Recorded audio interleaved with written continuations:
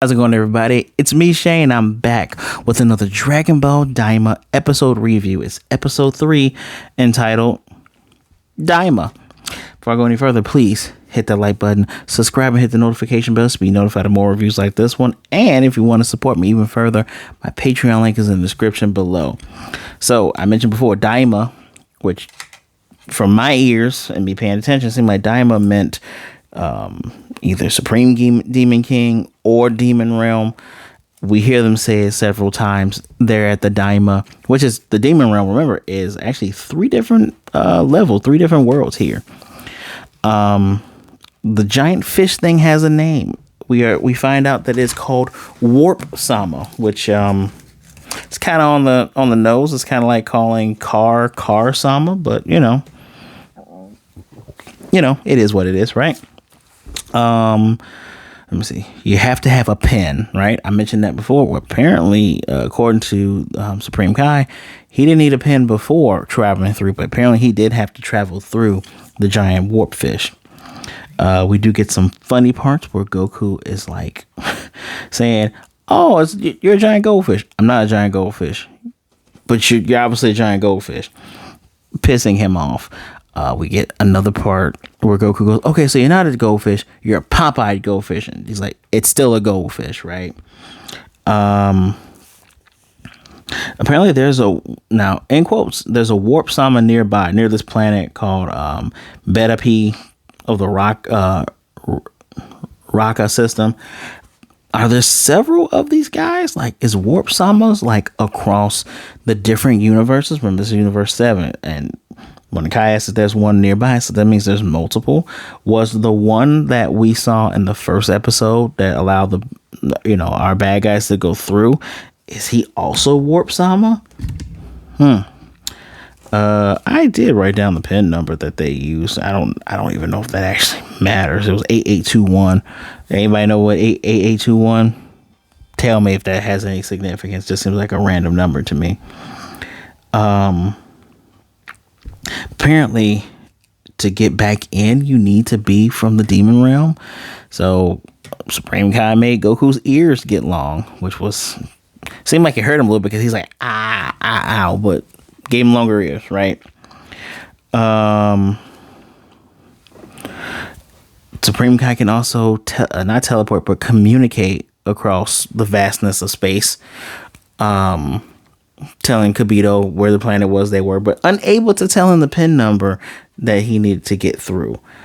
That planet looked like 2 waffle balls just stuck together, like waffles, like Lego my ego looked like 2 waffles just stuck together. Anything else? I told you there's 3 demon realms. There's first, second, third. We do see, like, I don't want to say the warp tunnels, but we see the hatches and the waypoint that you go through. It's red, blue, yellow Pokemon. Red one's used by the palace members, so the Supreme Demon King people. 2 didn't tell us, but 3 is where the third Demon King. That Demon King is called Kadan. That is who Glorio is working for as a secret agent, which is funny because when the Supreme Guy says, "So you work for him? So you're from here? You work for him?" He's like, "Yeah, something like that." He's like, "Well, what do you do for him?" "Oh, this and that."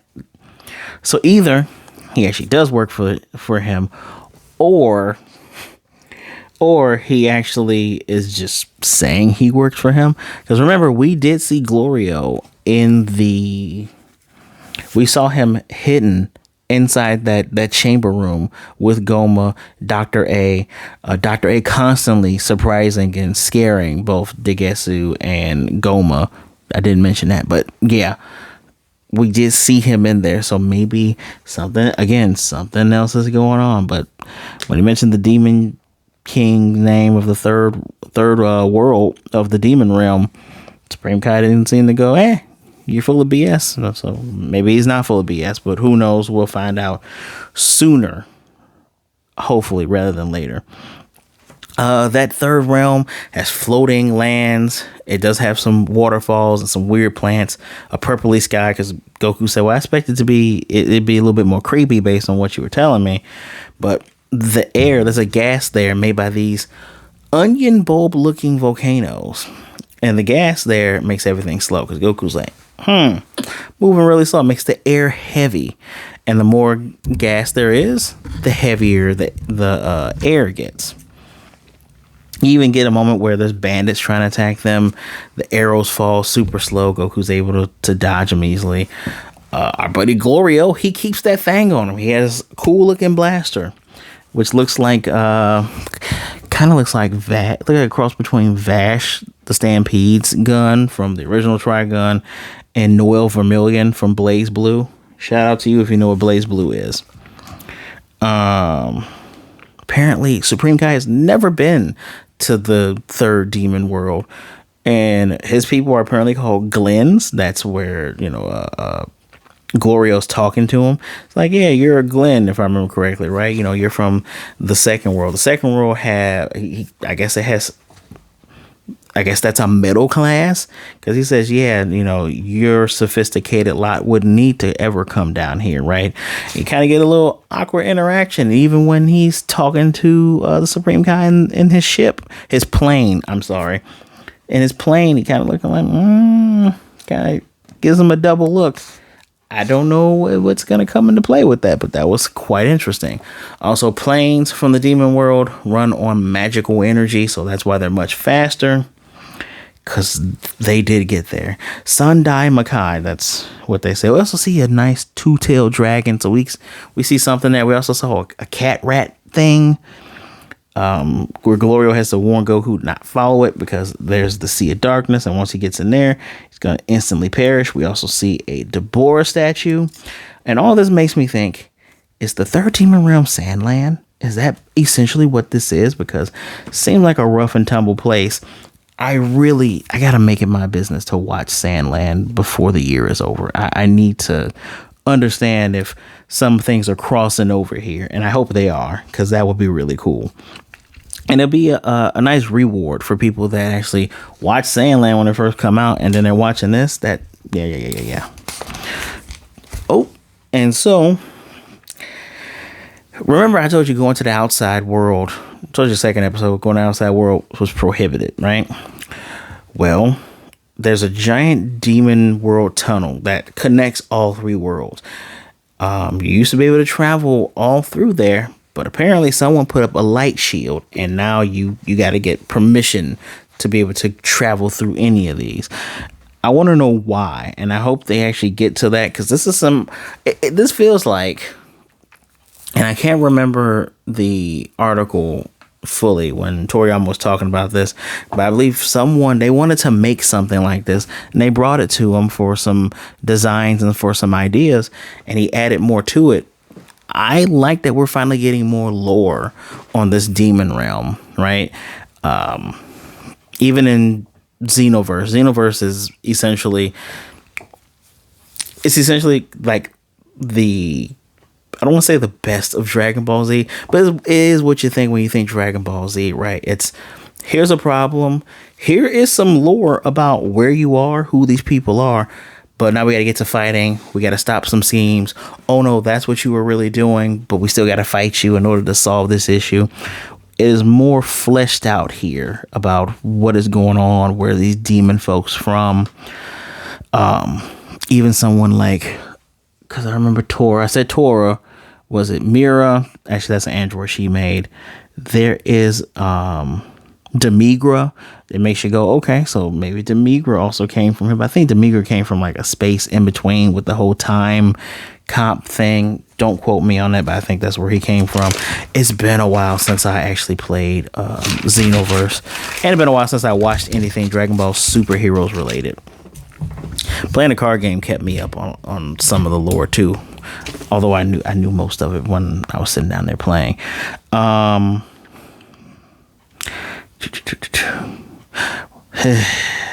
did write in my notes, we got a Goku fart joke, because there was a large gas emission, and I was like, seems like there's another one. Goku's like, my bad.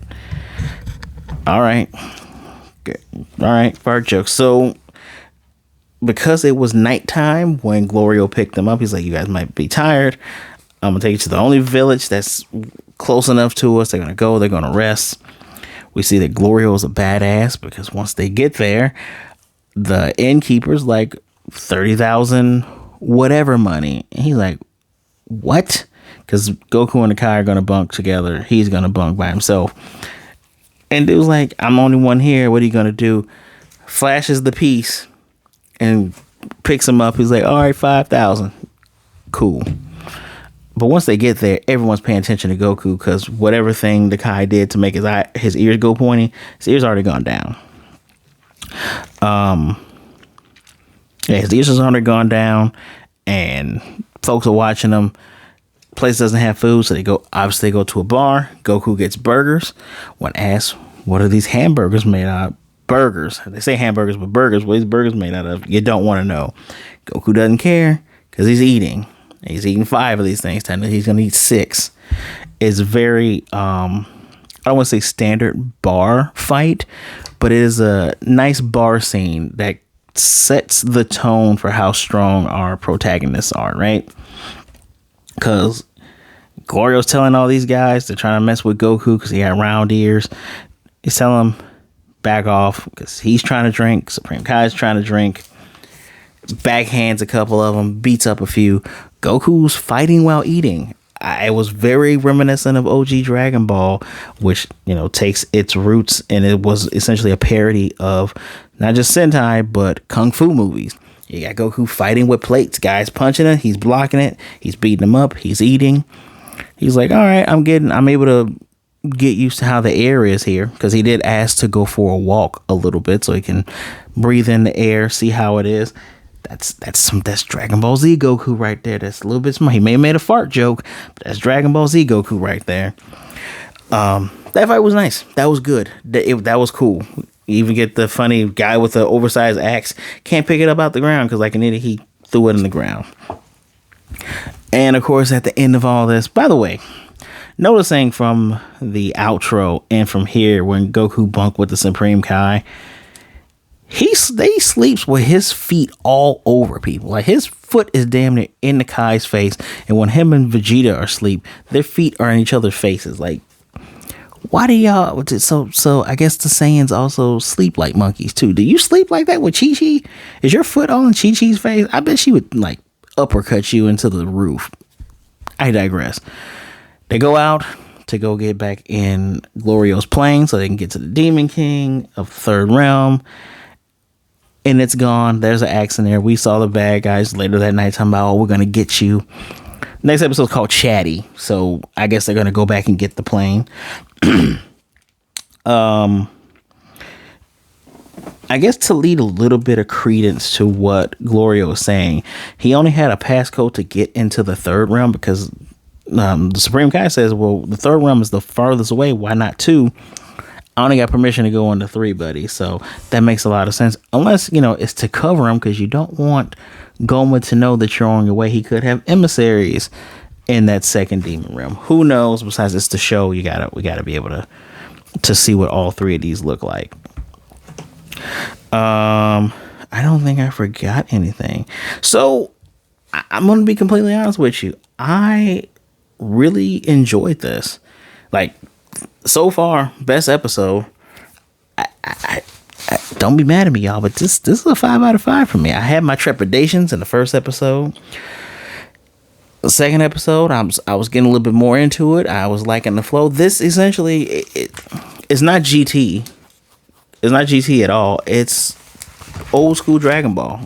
It is what, those who are slightly older than us and actually live in Japan, because if my memory serves me correctly, we didn't get OG Dragon Ball over here in Toonami until after Dragon Ball Z was done, because their whole deal was watch the series that spawned Dragon Ball Z. So this is for people who enjoyed regular Dragon Ball. A little bit of adventure, some comedy. The action in this was pretty decent. Looks like we're gonna get some more action the next episode. Glorio's is just not all, pistol whipping. He can actually fight too. That's actually pretty cool to see. all in all, 5 out of 5 from me. Legitimately 5 out of 5. One thing I meant to make note of, I think my second episode review, I had to make note now. I remember when we finally got past the episode of Goku dodging Berter and Jace. When we finally got off of Namek. And when we finally got to that world tournament where they were making my boy Gohan look like a chump, seeing the Supreme Kai, this character with the little cool mohawk, his design is nice. Even the flashback of Majin Buu fighting the other 4 Kais, because I think the Supreme Kai here is the East Kai. Because we saw a Lady Kai. The Lady Kai might be the West Kai, but the other Supreme Kais of the other quadrants of the universe, their designs, his design was really cool. So you get this character that seems cool. Even Piccolo goes, "Oh, he's super powerful. I'm not gonna fight this guy. He's like his station is above mine as a god, right? Because Piccolo is technically a god. His station is above mine. He's supposed to be super strong." We only really got a little bit of that in the Super manga when we saw what was going on with Super Trunks' backstory. He don't really fight. And that's that's not even kind of a disappointment. It's a bit of a disappointment. Is he not allowed to get involved with universal matters? You're not in the universe no more, boy. You in the demon realm. I'm hoping that in this series I get some fighting from him. That is such a waste of a design, right? And maybe that for outside of in Dragon Ball Super, outside of them revisiting future Trunks, a different future Trunks, because I don't know about y'all, but my Trunks has purple hair. My Trunks don't have blue hair. Outside of that, it makes me wonder if we getting to see Zamasu fight with Goku Black, if that was just to say, this is what a Kai could do if a Kai fought. They're technically, well, was he immortal? Technically immortal? That is a weird thing. Zamasu, Fuse Zamasu is technically immortal, but the Supreme Kai of Universe 7 Earth, he can die. There was some breaks in Super's lore a lot, especially with the Potara ending, which I think we all like. The fact that Potara could end in Dragon Ball Super makes a lot of sense to me, that if you're not a Kai, you won't be stuck forever. I like that. That was fine. Kind of iffy on it here about that whole, oh, it's the gas. You could have just said if you're not a Kai, it won't last forever. But I don't know. I want the Supreme Kai to do some cool stuff. I need him to like not let that design go to waste. So do some cool Kai shit, please. I digress. It's a 5 out of 5 from me. What did you think of this third episode of Daima, coincidentally called Daima? Let me know in the comment section down below. Please hit that like button. Subscribe. We are so close to 500. So close. It's been a long road. We are close. I appreciate y'all watching. I appreciate y'all subbing. And if you aren't subscribed here, or if you are subscribed here and you're wondering how to keep getting my videos, right there, hit that notification bell. You'll be notified whenever one of my reviews go up, one of my videos go up instantly. Thank you, everybody, for taking some time out to listen to me talk about this show. I am happy that I am enjoying it after the trepidations of episode 1. Please be good, be blessed. Wash those hands, drink some water, be good to yourself, be good to others. Either way it goes, don't be a jerk. Stay safe out there, all right? Remember, there are people out there that care about you. Reach out to someone if you're having dark thoughts, if you're feeling, deep down and you're feeling hurt. Talk to somebody. There are people out there that would rather talk to you today than to miss you and mourn you tomorrow. I promise you that. My social medias are in the description below. Give me a follow. Say hi.